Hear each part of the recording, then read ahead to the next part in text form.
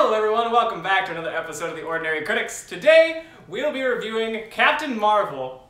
Oh, what a cute little flirkin. Dude, it's just a cat. Well, this is awkward.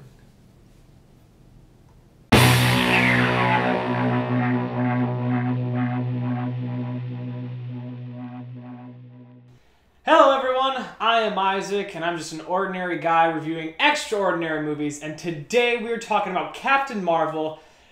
From here on out, there will be spoilers, so if you have not seen the movie, go check it out. It is phenomenal, and it is a key component to the Avengers Marvel Cinematic Universe for things to come. So with that being said, we're just going to get started. We will be talking about all of our usual stuff, dissecting the movie a little bit, and then we will also explain the end credits scenes. There are two of them, mid-credit and post-credit. So this is your final warning if you haven't seen the movie yet. Let's go. So the plot of this movie, it is a very, very important movie for the Marvel Cinematic Universe because from here on out, it seems what we're getting from the higher-ups in Marvel, for the Marvel Cinematic Universe, that Captain Marvel is going to be the front-runner or the leader of the pack after Endgame. That's all we got. That's what we're hearing, so that's what we're going to go with. So this movie is very, very important to the Marvel Cinematic Universe as a whole. Plot. Yeah, it is Captain Carol Danvers' origin story on how she becomes Captain Marvel. And it comes with what powers she has. Try not to give too much away because the movie is really, really good at explaining all that stuff. How she gets involved with the Kree-Skrull War. That is very interesting. And yeah, the plot was good. I enjoyed it. I had a good time. I've seen it twice already, and I might have seen it a third time by the time this video posts. And yeah, it gets better and better with each viewing. Next up, we have the cast. We have I need a list. I need my list for this one. So we got Brie Larson, of course, as Captain Marvel. We have Samuel L. Jackson as Nick Fury, Jude Law as Yon-Rogg, who is like the captain of the Kree team that Captain Marvel's on. Gemma Chan as Minerva. And our last notable mention is Ben Mendelsohn.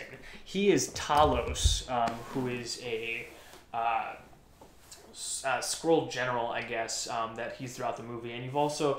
I was watching the movie and I was like, oh, I know this guy. What's he from? He's Director Krennic in Rogue One, and he also plays Sorrento in Ready Player One. And he's finding his niche of movies that all have one in the title, except for this one. I guess it's the first Captain Marvel movie, so we'll go with that. The casting was perfect.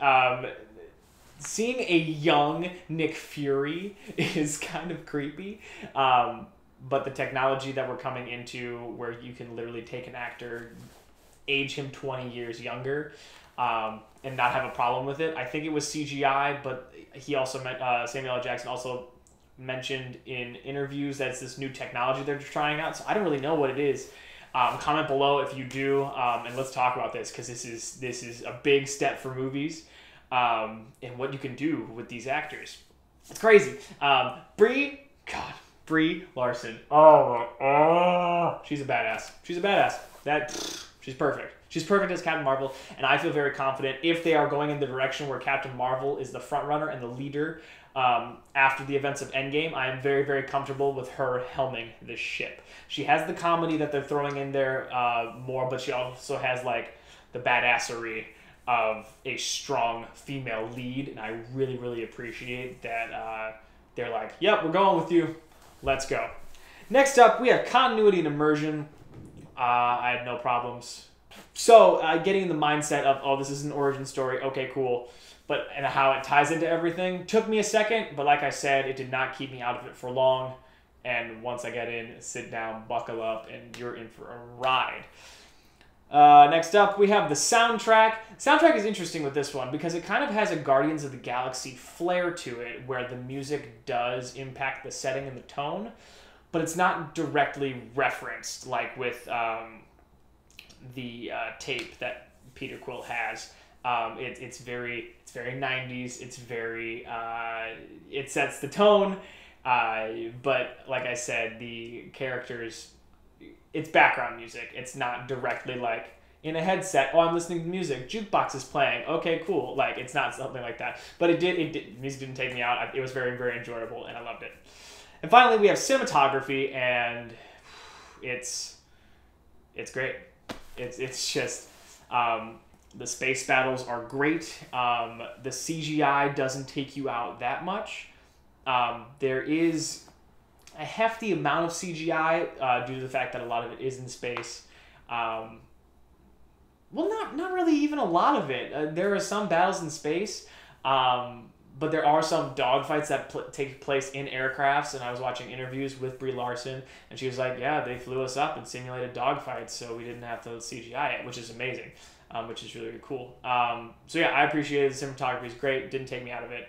And I recommend going to a theater that has a good sound system and just getting completely immersed in this thing.